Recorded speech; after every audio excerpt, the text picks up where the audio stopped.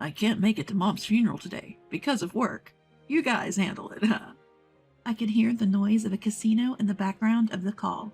I felt a burning rage as if my vision was turning red. My older brother, who was supposed to be the chief mourner, was lying and trying to skip out on our mother's funeral. He always dumped all the responsibilities on me, his younger sister. But to think he could do this, even for our own mother's funeral? I knew my anger had reached its peak. I won't forgive him, no matter what. I'll definitely show you hell. I swore to myself that I'd make him pay. Transfer all of Mom's inheritance, $30,000 to me. He demanded 2 months later. I calmly replied, "All right, I'll renounce my claim." My name is Cassandra, 38 years old, living with my husband and 2 sons. We have a happy life, but there was one concern. Our ailing mother. "Mom, I'm here." Entering her hospital room, Mom, with an IV drip, looked at me. "Oh, Cassandra, thank you for coming." Mom used to be plump, but since falling ill, she had lost a lot of weight. "How are you feeling?" Mom gave a troubled smile to my question. I had already heard from the doctor that she only had a few months left. "Cassandra, I have something important to tell you." "What's up? Why so serious?"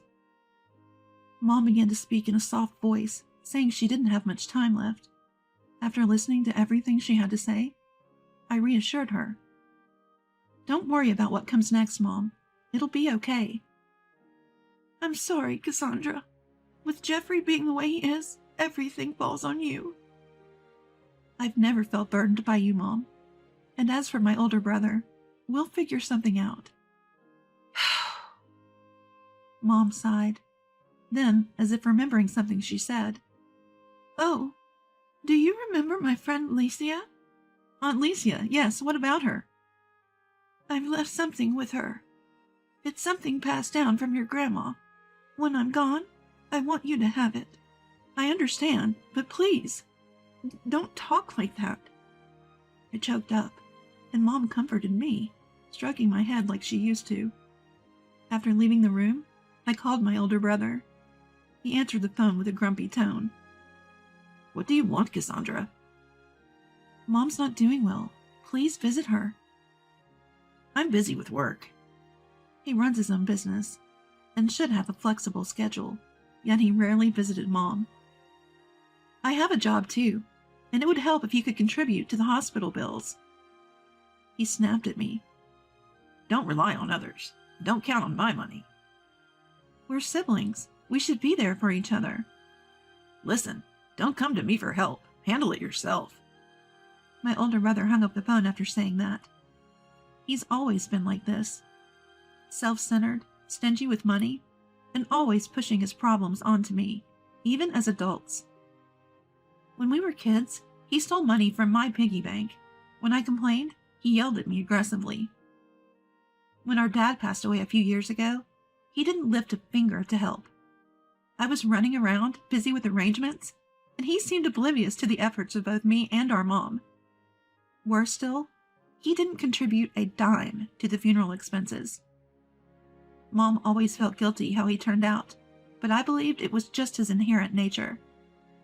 Despite how he was, both Dad and especially Mom showered me with genuine love. Even when he tormented me, Mom always defended me. I wished she could have a peaceful retirement. I sighed as I returned home, where my husband and sons greeted me warmly. They were concerned about Mom too, and their support eased my pain a bit. 3 months later, Mom passed away. Our family was there for her final moments. She left us peacefully, as if she was just sleeping. Mom always prioritized us kids, even during tough times. She consistently showered us with unwavering love. Losing her felt like a gaping hole in my heart. But my husband and kids were there, grieving with me. While holding me, my husband said, "Cassandra, we need to contact your brother. He's the eldest, so he'll be the chief mourner, right?" Yes, I've been trying to call him. I had messaged my older brother about Mom's passing, but even though he read it, he didn't answer. It's okay. We'll handle the funeral arrangements, my husband reassured. Thank you for helping. Since we couldn't reach my brother, my husband and I proceeded with the viewing and funeral preparations. Despite multiple attempts, my brother remained unreachable. Time, however, waits for no one.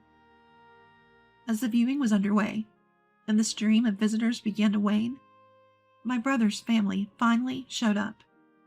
Sorry we're late. I was about to scold him when I noticed my nephew wearing a theme park hat. You've got to be kidding. I was speechless when I saw my nephew, who was behind my older brother. He was wearing a theme park headgear on his head. No way. We had planned to go to the theme park for a while. Can't let the kids down, right? I had informed him just the day before. Despite knowing about Mom's passing, they had been at a theme park. I can't believe this. You're the chief mourner. Chill out. We've done all the preparations, but at least act the part at tomorrow's funeral. Yeah, got it. Let's go, everyone. My husband was in shock, and all I could do was hold my head in disbelief. Regardless, the funeral was the next day. With grief of losing Mom still fresh and barely any sleep, I faced the new day. My husband and I were busy with the funeral preparations, but as the appointed time approached, my brother was nowhere to be seen. Thinking he might still be asleep, I called him. After a while, he answered. Hello? Where are you? Mom's funeral is about to start. About that. I could hear noise in the background. I can't make it to Mom's funeral today. Gotta work. You guys handle it. I realized the noise was from a casino just as he hung up. You've got to be kidding me. After that, no matter how many times I tried, I couldn't get through to my older brother, nor his wife. Despite being the chief mourner, he was trying to skip out on Mom's funeral with a lie. And to think he was at a casino? He always dumped all the troublesome matters on me, his younger sister. But to think he could do this, even for our own mother's funeral? My anger reached its boiling point. I will not forgive this man no matter what. I'll definitely show you hell. I swore to myself that I would never forgive him, no matter what. In the end, the funeral proceeded without my older brother's family, and I took on the role of the chief mourner. The suspicious look from the attendees hurt, but it had to be done. As I was tidying up after the funeral, an old friend of Mom's, Aunt Licia, approached me. Cassandra, dear, it must have been tough. I turned to her. Thank you for coming today for Mom. Aunt Licia wiped away a tear. Your mom always spoke of you as her pride and joy. We reminisced about Mom for a while. They had been close friends since their school days. I felt grateful that Mom had such a friend. As we were talking, Aunt Licia mentioned something. Did Minnie tell you? I have something she entrusted to me. Mom did mention something. I'll come by another day to pick it up. Sorry for the inconvenience. It's okay. Just make sure you come when you're ready. I parted ways with Aunt Licia after that conversation. That's how the day of Mom's funeral ended. 2 months later, while I was home alone, the doorbell rang. Older brother. Open up. We need to talk. I hadn't seen him since the funeral. We had managed the memorial service without him. As I opened the door, he barged in and sat heavily on the sofa. What do you want after what you did at the funeral? Just look at this. He thrust a bank book with Mom's name on it towards me. Where did you get this? Found it at the family home. Look. He opened the bank book to reveal a balance of about $30,000. What about it? This is Mom's inheritance. Listen, I'm taking the $30K. He said it as if it was his right. I replied calmly. You're saying you want all of Mom's inheritance? That's right. The account is frozen, so you handle the paperwork and transfer it to me. Also, I'll be taking the family home and land in my name. Can I ask one thing? What? I pointed to an old doll in a glass case in the corner of the living room. Mom wanted me to have that. It's a keepsake. I'll be taking it, okay? Oh, that old thing? Fine, take it. It's just junk anyway. Understood. You'll sign the renunciation, right? He approached me with a threatening look, and I calmly replied, "Yes, I'll sign the renunciation." For a moment, he looked taken aback, probably expecting resistance. He probably thought I would resist. But his expression quickly turned smug. If you were always this understanding, things would be easier. Make sure you don't come back later asking for the inheritance. Sign here. My older brother came over with a self-made signed promise. When I silently stamped it, he left in high spirits, unaware of my sly grin behind his back. A month later, while my husband and I were at home, there was a furious ringing at the door. It was my older brother. "What's going on, bro?" "What do you mean, what's going on? What is this?" Spread out on the table were numerous overdue bills. "I had no idea Mom had debt, and it's for $1 billion. My older brother exclaimed, almost screaming, while I smirked. "Oh dear, that's quite a situation. I can't believe this." Yes, our mother had a significant debt.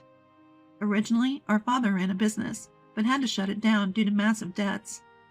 Soon after, he passed away, and our guilt-ridden mother inherited everything. She managed to pay off some by selling our ancestral land, but she fell ill before she could settle everything. I had learned about this from my mother on her deathbed. My brother, always having fun even when times were tough and never visiting our sick mother, had no clue. "That's why you should renounce your inheritance. I'm sorry there's nothing left for you." I remember my mother's words from her sickbed. "You knew about this, didn't you? That's why you renounced so easily." My brother confronted me. "So what if I did? You were the one blinded by a bit of cash, not checking things properly before accepting the inheritance." He glared at me as I spoke calmly. "So I just need to renounce it too, right? Then I won't have to pay the debt." "That won't work," interrupted by my husband, a judicial scrivener. "You can only renounce within 3 months of the inheritance starting, which means 3 months from when our mother passed. That time is already passed. Cassandra here did her paperwork correctly." "What?" I continued. "Also, if you use the inherited money, like transferring it to your account or spending it, you've effectively accepted the inheritance. That means you inherit not just the cash, but also the debt. You've done both, haven't you?" "Damn! If only you had told me earlier." "If you had done your research, you could have avoided this. Isn't that your responsibility?" His face turned from anger to pale disbelief. "So I can't escape this debt?" "That's right." Hearing this, he slumped onto the sofa defeated. "Is that all? Why don't you leave?" I said coldly. He looked up, his expression now pleading. "Cassandra, I can't pay this off alone. We're the only siblings, right? Help me out." I exploded in anger. "You always told me not to rely on others, but now you want help when it suits you? I will never help someone like you." He looked shocked, probably because I, who always kept quiet, was now furious. He was probably surprised that Sis, who had not talked back to him until now, was so furious. "You were always about yourself, even when the family was struggling, even when Mom was sick. You even skipped her funeral to go to a casino. Who would help someone like you? We're done." Me breathing on his shoulder, and my older brother looking dumbfounded. My husband calmly added, "Please leave and never contact us again." He left, shoulders slumped. Catching my breath, I glanced at the doll in the corner of the living room, a keepsake from my mom. It had been a while since the funeral when Aunt Licia, a friend of Mom's, gave me this doll. I remembered that moment. "Cassandra, this is something your mom left with me."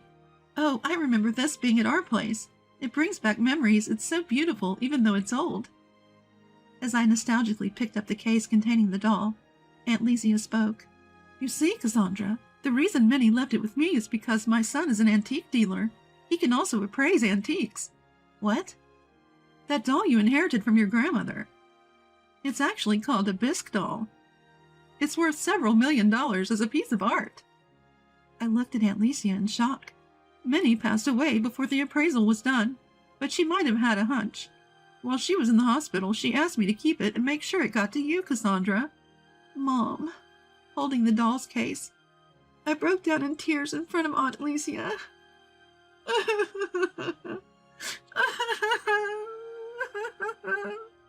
"Cherish it, just like your mom cherished you. I could only nod in response to Aunt Licia's words. Now, that doll in my living room was witnessing my break with my older brother. Thank you, Mom. I promise to be happy. As I whispered to the doll, my returning husband gently rubbed my back. 6 months have passed since then. My older brother ended up with a debt of $1 billion and had to declare bankruptcy. He quickly sold our family home and land. But it didn't fetch much. His thriving business collapsed, and his wife left him with their children. Now, he lives alone in an old apartment, unable to indulge in his beloved gambling, working non-stop. I've cut ties with my older brother completely. He tried to contact me persistently for a while, but eventually stopped. Now, I live in peace. The doll I inherited from Mom was appraised elsewhere and valued at $50,000. However, I have no intention of selling it. I hope it continues to watch over us, as I pour the same love into my children that Mom gave to me.